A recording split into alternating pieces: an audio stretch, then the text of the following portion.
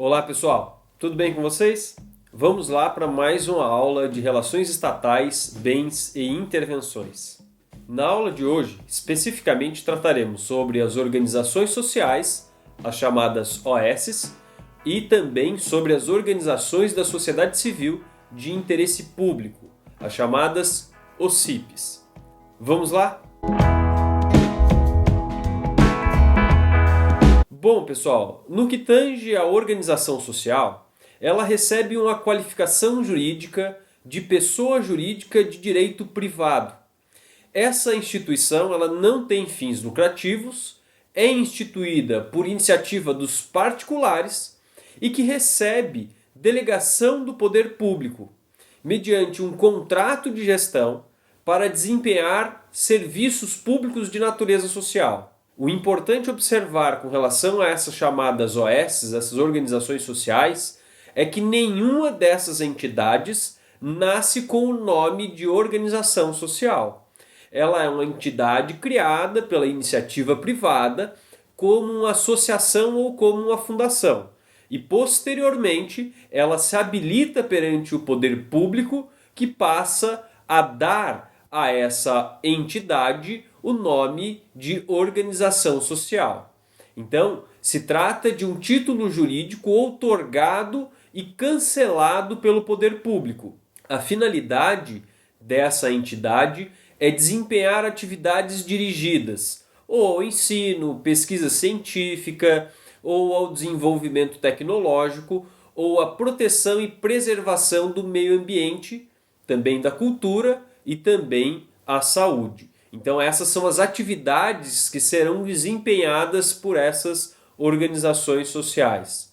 Ela está regulamentada pela Lei 9.637 de 98.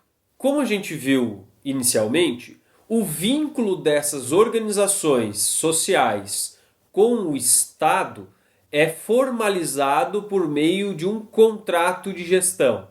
Esse assunto a gente já viu e eu vou deixar aqui o link nos cards para que vocês possam acompanhar. Esse contrato de gestão ele vai ser um instrumento que permite a formação de parcerias para o fomento e a execução de serviços sociais não exclusivos do Estado. Então são aqueles serviços sociais que o Estado pode prestar de forma concorrente e ele dará a possibilidade a essas instituições, a essas entidades, aqui agora chamadas de organizações sociais, para também prestarem esses serviços. O Estado ele vai destinar a essas instituições recursos públicos, bens públicos e até mesmo cessão de servidores. Tudo isso às custas do Estado. Então os funcionários, os servidores cedidos a essas organizações sociais são pagos pelo ente estatal. Esse contrato de gestão, ele deve especificar qual é o programa de trabalho proposto por essa organização social.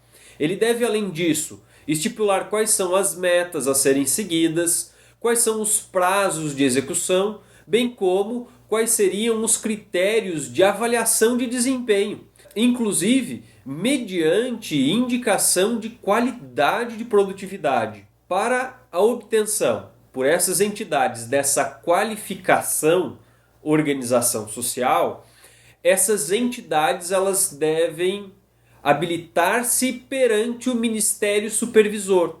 Então, quem dará a qualidade de organização social àquela entidade é um ministério a qual aquele serviço está vinculado.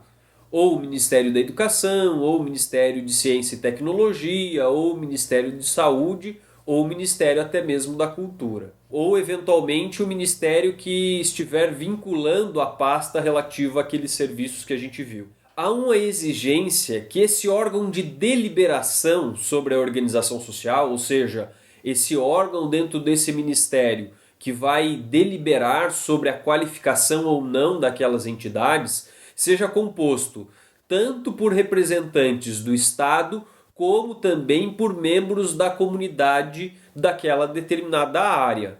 Então, esses membros dessa comunidade, da sociedade, eles devem ter notória capacidade profissional e reconhecida idoneidade moral para que eles possam participar desse órgão deliberativo dentro do ministério que dará à organização social essa qualificação.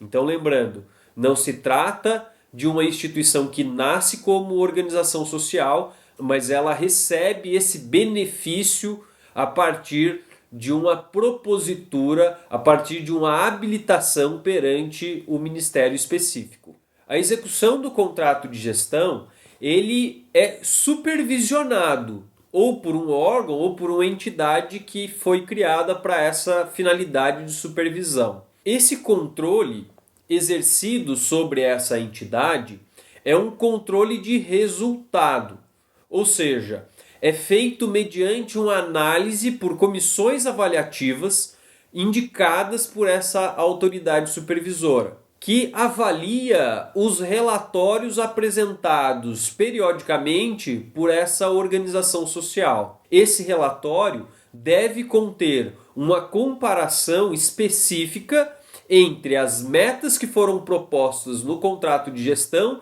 e quais são os resultados que estão sendo alcançados, acompanhado de uma prestação de contas correspondente ao exercício financeiro, conforme estabelece o artigo 8º dessa lei. O órgão ou entidade supervisora, ele deve dar ciência ao Tribunal de Contas da União da ocorrência de irregularidades da utilização dos recursos públicos, sob pena de responsabilidade solidária, conforme dispõe o artigo 9º. Em caso de má gestão dos bens e dos recursos públicos disponibilizados pelo Estado para essas entidades, os responsáveis pela fiscalização devem apresentar uma representação ao Ministério Público, à Advocacia Geral da União ou à Procuradoria da entidade para que requeira em juízo a indisponibilidade dos bens da entidade e o sequestro dos bens dos seus dirigentes, bem como daqueles agentes públicos ou terceiros que possam ter enriquecido ilicitamente ou causado dano ao patrimônio público.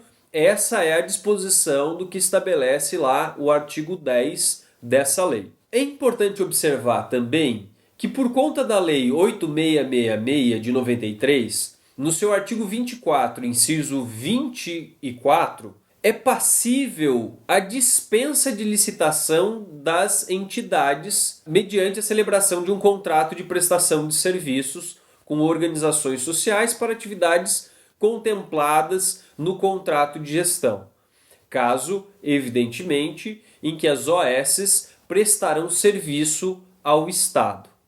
O artigo 11 do Decreto 6.170 de 2007, que regulamenta alguns elementos relacionados a essa perspectiva, a aquisição de produtos e a contratação de serviços com recursos da União transferidos a entidades privadas sem fins lucrativos, devem observar os princípios de impessoalidade, moralidade e economicidade, sendo necessário, mínimo, a realização de uma cotação prévia dos preços no mercado antes dessa celebração de contrato. Então a OS, ela não só pode prestar serviços ao Estado, como pode também vender produtos, né? É o que dispõe o artigo 11 do decreto. Dispensada a licitação, a administração pública deve preservar pelos princípios de impessoalidade, moralidade, economicidade e fazer uma verificação prévia de preços, fazer uma consulta, uma cotação prévia de preços. O Supremo Tribunal Federal, em 2015, na ADI 1923, confirmou o entendimento previsto no artigo 11 do decreto, com a ressalva de que haja algum tipo de controle. Se a entidade ela não cumprir as normas fixadas nesse contrato de gestão, ela eventualmente pode ser desqualificada. Então a gente viu que ela não nasce como organização social, ela se qualifica perante o Estado como organização social. Logo, o rompimento dessa relação se dá por meio de uma desqualificação, desde que essa desqualificação ela observe os processos administrativos, no qual se assegure a ampla defesa, os dirigentes poderão responder perante a organização social individual ou solidariamente pelos danos ou prejuízos decorrentes de sua ação ou omissão, é o que estabelece o artigo 16, parágrafo 1º da Lei 9.637, e a desqualificação importa em reverter aqueles bens permitidos e eventualmente até os valores entregues à utilização da organização social sem prejuízo de outras sanções possíveis e cabíveis no processo de desqualificação. E aí essa previsão está disposta no parágrafo 2º também do artigo 16 da 9.637. Com relação à responsabilidade das organizações sociais, elas seguem a regra geral do artigo 37, parágrafo 6º da Constituição Federal.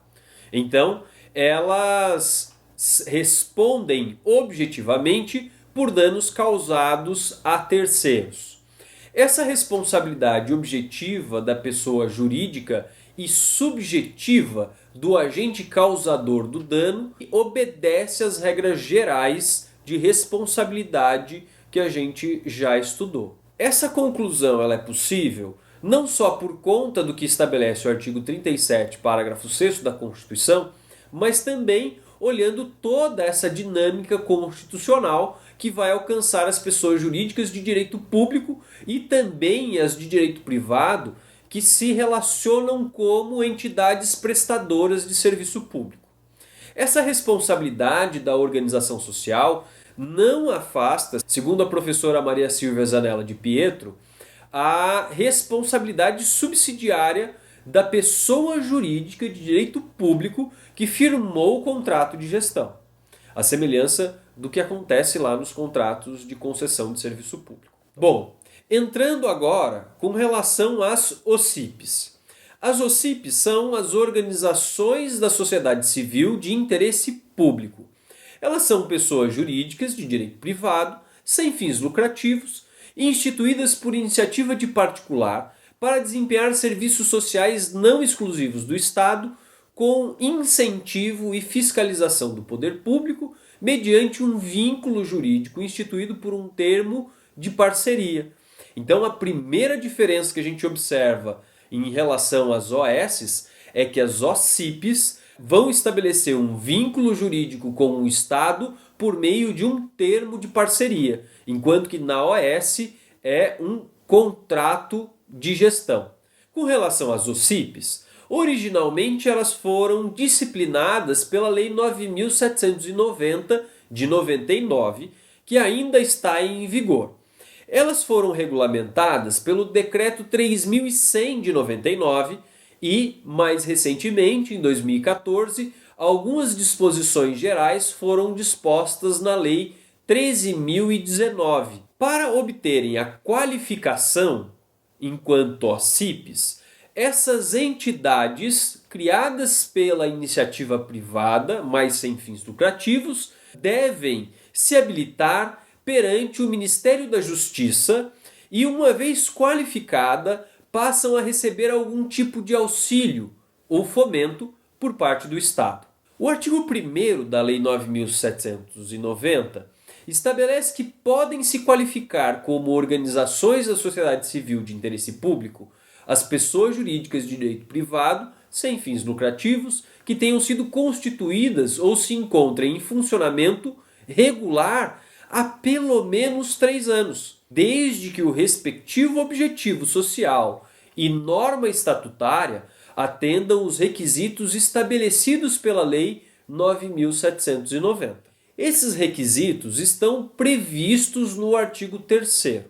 Então, o objetivo social dessa entidade deve conter ao menos uma das finalidades previstas no artigo 3º da Lei 9.790.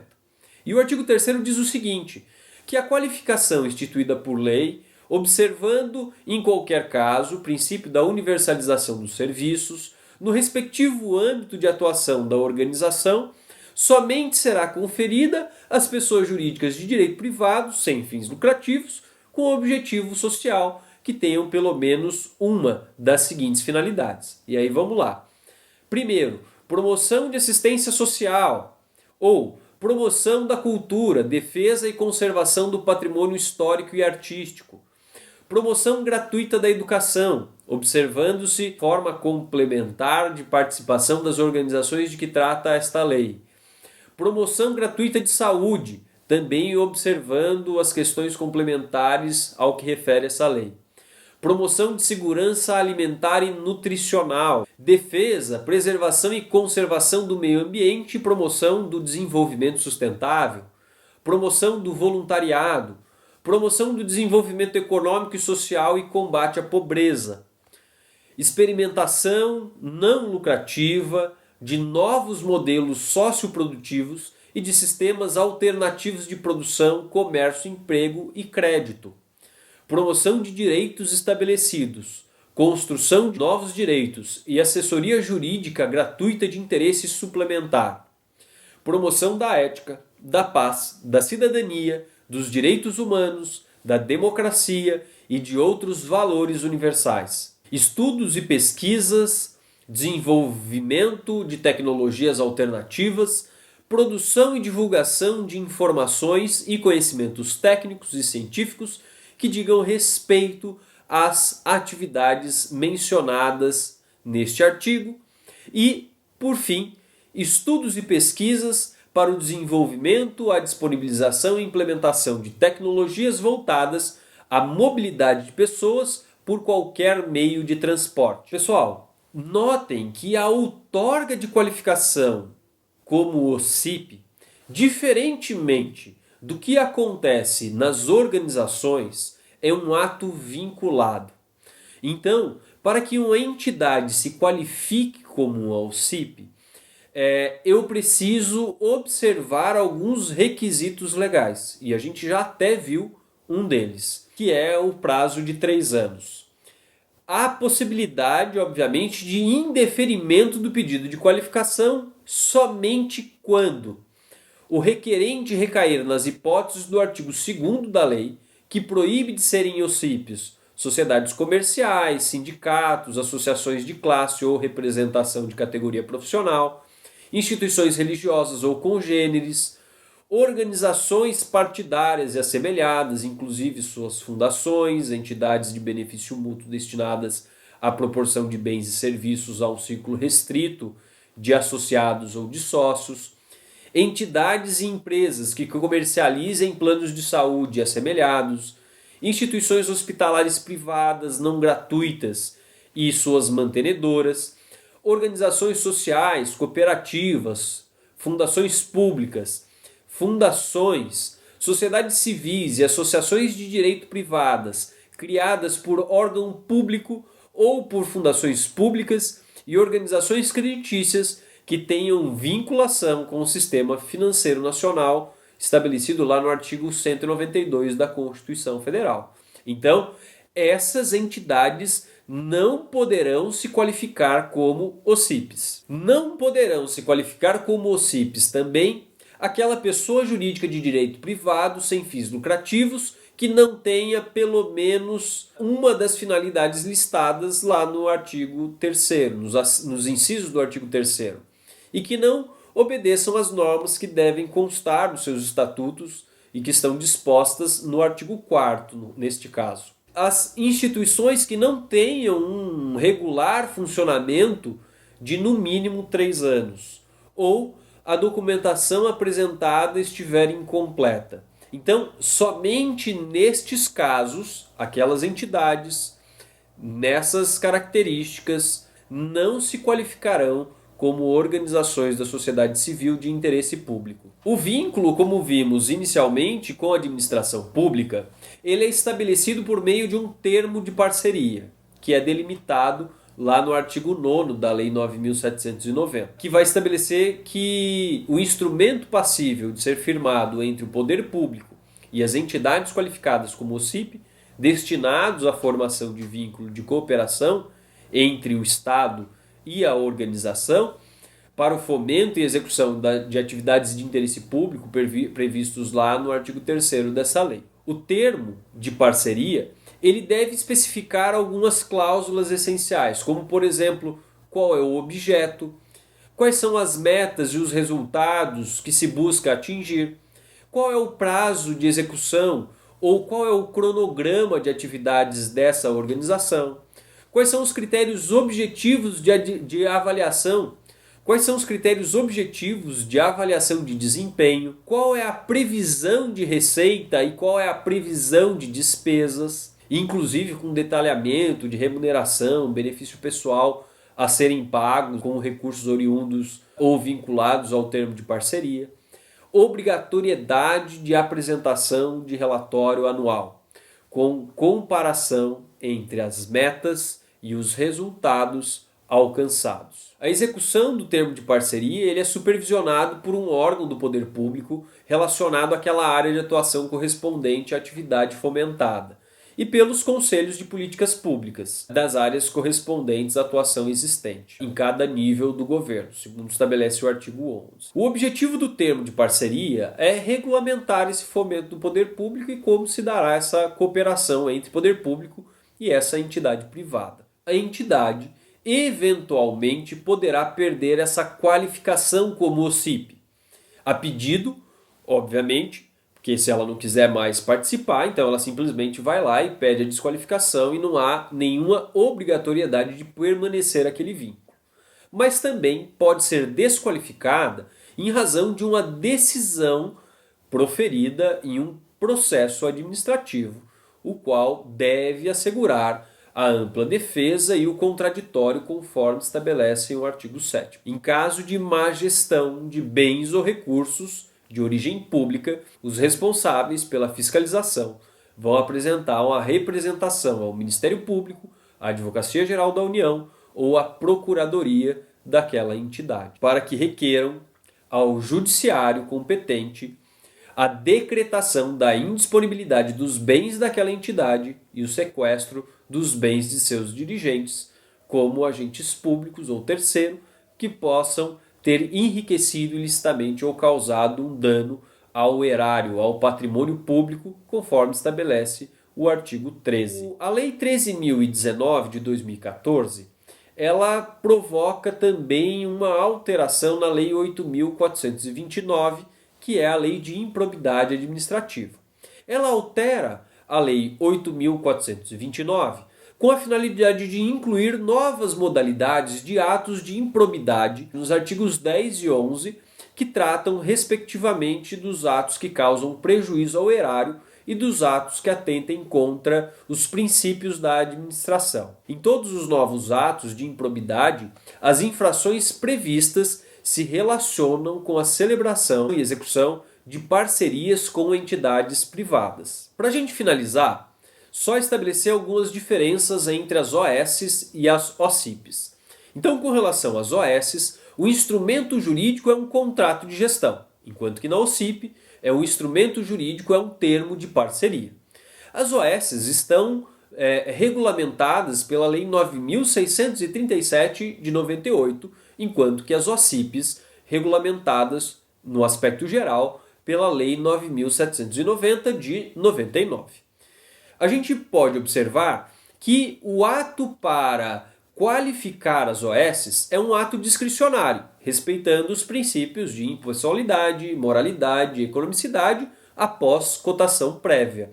Enquanto que a OCIP ela é qualificada mediante um ato vinculado ao preenchimento de alguns requisitos legais, conforme previsão no parágrafo 2º do artigo 1º da Lei 9.790.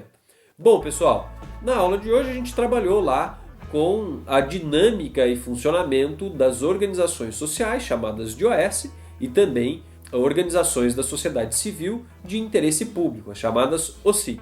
É isso, e agradeço demais a atenção de vocês. Até mais!